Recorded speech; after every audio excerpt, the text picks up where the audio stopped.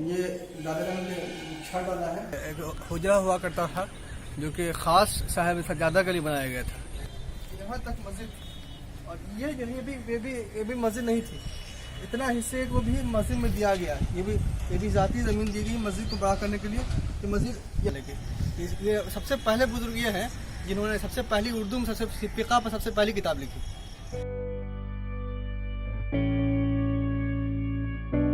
आपको हम दिखा देते हैं यहाँ से कि ये मस्जिद का एंट्रेंस है। ये नया गेट यहाँ पे बना है और ये है वो खानखा जो अभी अपने पुराने नक्शे पर मौजूद है। तो हम इधर लेते आते हैं। आप जब इधर आइएगा तो सबसे तारीख़ी जगह जो फतूहे की है वो आपको मैं दिखा रहा हूँ। 2 मंजिला यहाँ पर लाइब्रेरी हुआ करती थी।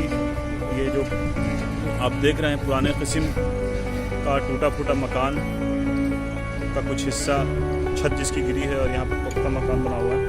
ये किसी ज़माने में लाइब्रेरी हुआ करता था। बख्श के मुकाबले की लाइब्रेरी लोग बताते हैं कि यहाँ पर हुआ करती थी। एक हुजरा हुआ करता था जो कि ख़ास साहिब सज्जादा के लिए बनाया गया था। अच्छा। जो साहिब सज्जादा होते थे वो इसी कमरे में रहते थे और इसके बिल्कुल बगल में यह मस्जिद शुरू हो जाती थी। लेकिन दादाजान सैयद शाह अलीमुद्दीन बल्खी फिरदौसी ने इसको इस हुजरे को, अपनी ज़ाती हुजरे को मस्जिद में वक्फ कर दिया और मस्जिद में दे दिया। अब ये हुजरा बिल्कुल मस्जिद में है। उद्दीन साहब बल्खी जो दादाजान के छड़ा, इन्होंने ही उसकी बुनियाद डाली थी। मस्जिद की बुनियाद डाली थी। और इसकी जदीद बुनियाद जो है वो सन 2000 में दादाजान ने डाली और 2014 तक 2012 तक ये मुकम्मल हो गया। 2012 या 14 तक मुकम्मल हो गया ये।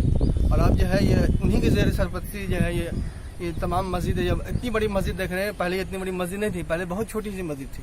लेकिन और उसके अलावा भी दादाजान ने हुजरे के अलावा अपनी ज़ाती ज़मीन में दे दी। यहाँ से आगे आइए, वहाँ तक मस्जिद, और ये भी मस्जिद नहीं थी, इतना हिस्से को भी मस्जिद में दिया गया। तो जिस ज़माने में इस मस्जिद को बुनियाद रखी गई थी, जैसा कि बता रहे हैं आप, आज से 200 साल कबल तकरीबन, उससे पहले भी उस मस्जिद मौजूद थी लेकिन बाज़ाब्ता मौजूद नहीं थी। नहीं, तो मेरा सवाल ये कि उस ज़माने में क्या फतूहा में कोई पहले से मस्जिद थी या ये पहली मस्जिद है?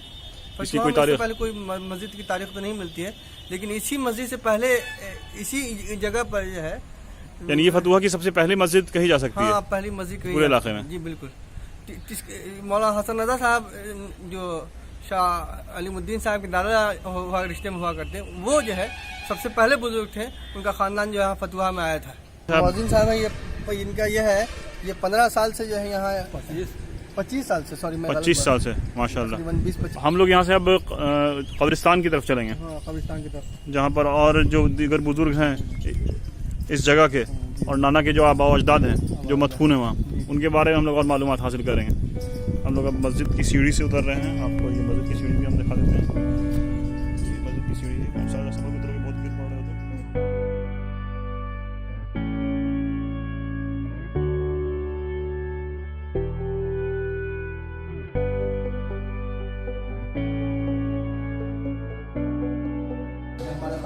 ये सैयद शाह अलीमुद्दीन बल्खी फिरदौसी अलीमुद्दीन बल्खी के छड़ दादा हुए, यानी अलीमुद्दीन बल्खी के दादा के अब्बा, दादा के दादा यहाँ पर ज़रूरी इस्लामी मस्जिद और खानखा का इंतज़ाम खानखा बल्खिया फिरदौसिया के तहत है, जिसकी मुतवल्ली और सज्जादा नशीं हज़रत दरवाज़ा खुलवाया है। अभी काफ़ी मखदूश हो गया है। मैं बता दूँ,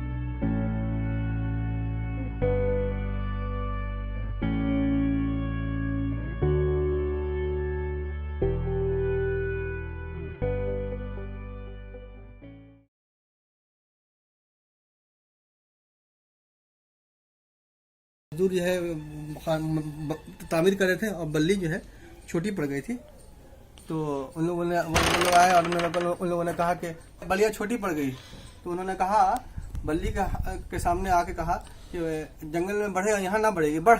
एक लात उन्होंने मारा और अल्लाह के फजल करम से वो बल्ली 1 हाथ बढ़ गई था। और अगर ये साफ हो जाता तो और भी आप समझ आते। यहाँ पे साफ बगा का भी इलाका है। ये देखिए, ये पुराना गेट था, ये खानका का पुराना गेट था, क्योंकि 1934 का बना हुआ था। हाँ,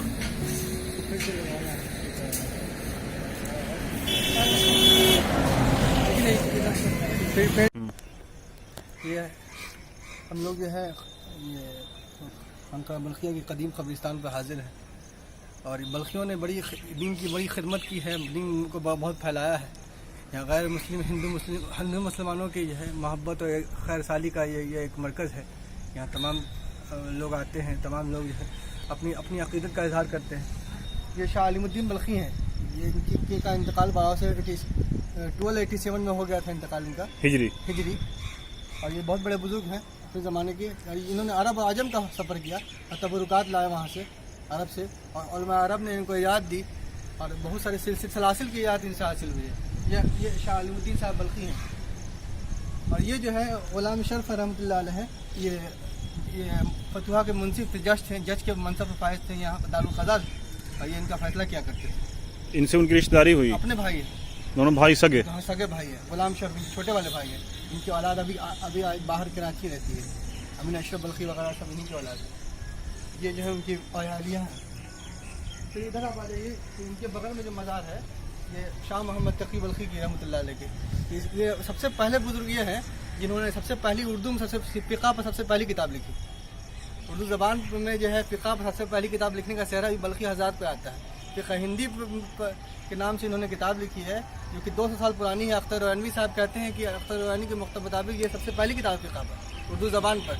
और ये किताब खुदाबख्श लाइब्रेरी के हम के कुतुबखाने में कल भी मौजूद है और खानका बल्खिया कुतुबखाने में मौजूद है, और ये किताब छप भी चुकी है। उसके अलावा 3-4 किताबें इल्म जफ़र, इल्म रमल वगैरह पर बहुत सारी किताबें हैं। ये बहुत बड़े बुजुर्ग हैं, इन्होंने काफ़ी जो है उलमा से मिले हैं और उन्होंने बहुत सारी किताबें लिखी हैं। ये शाह मोहम्मद तकी बल्खी है, क्योंकि मज़ार पतली वाली चीज़ें देख रहे हैं उनकी अहलिया है। ये इनका इंतकाल 1255 हिजरी में हो गया। 1255 में ये बहुत बड़े हकीम थे। और अगर आप कहें कि हिकमत की शुरुआत इन्हीं से हुई है तो गलत नहीं होगा। बल्कि हज़रात इन्होंने ऐसी चीज़ निकाली है कि ये केमिस्ट्री में वो बहुत माहिर थी। इन्होंने सोना बनाने का नुस्खा जो है निकाला था। ये ग़ुलाम मुज़फ़्फ़र बल्खी रहमतुल्लाह अलैह, ये इनके बेटे हैं और ये अपने ज़माने के बहुत बड़े मशाइख़ में शुमार होते थे। ये उनके बेटा शाह दरगाही साहब, ग़ुलाम शरफुद्दीन बल्खी शाह दरगाही साहब, अपने पर वक्त के जयद जो है मशाइख़ में शुमार होते थे। इनको जो है हुकूमत अंग्रेज़ ने जो है ये जो है मलिक उलमा का खिताब दिया था, जिनको उन्होंने वापस कर दिया। उन्होंने मलिक उलमा का खिताब को कबूल नहीं किया। जैसे नैयर का आपने नाम सुना होगा, पटना के बहुत बड़े जज थे, उनके छरदादा है लताफ़त हुसैन साहब। ये शाह अलीमुद्दीन साहब के मुरीद थे और यहीं उन्होंने जो वसीयत की थी कि मेरी मज़ार यहीं बने। अब सर पूरा फैमिली ट्री के हिसाब से बताओ कि कौन किसके वालिद हुए? ये जो सबसे पहले जो है ये शाह मोहम्मद तकी बल्खी है। ये शाह मोहम्मद तकी बल्खी? हाँ। और शाह मोहम्मद तकी बल्खी के बेटा शाह अलीमुद्दीन बल्खी, जो शाह दरगाही भी कहलाते हैं। शाह दरगाही नहीं, शाह अलीमुद्दीन बल्खी, शाह दरगाही साहब नहीं, उनका शाह अलीमुद्दीन बल्खी नाम। शाह अलीमुद्दीन बल्खी। और शाह अलीमुद्दीन बल्खी के ये बेटा हुए ग़ुलाम मुज़फ़्फ़र बल्खी। ग़ुलाम मुज़फ़्फ़र बल्खी। ग़ुलाम मुज़फ़्फ़र बल्खी के बेटा ये बेटा हुए ग़ुलाम शरफुद्दीन बल्खी। और ग़ुलाम शरफुद्दीन बल्खी के बगल में जो मज़ार जिनके बारे में बता रहे थे जस्टिस नैयर के छरदादा हुए, इन दोनों में कोई रिश्तेदारी नहीं है? कोई रिश्तेदारी नहीं है, बस उनके पीर के जो है मुरीद ये हुए ग़ुलाम मुज़फ़्फ़र बल्खी, ग़ुलाम शरफुद्दीन बल्खी। शाह दरगाही साहब जिनकी औलाद जो है शाह बल्खी, और जो है जितनी औलाद जो है सब कराची में सब इन्हीं की औलाद है। 3 शादी इन्होंने की थी और जिससे पूरा खानदान फैल गया। क्या नाम बताया इनका?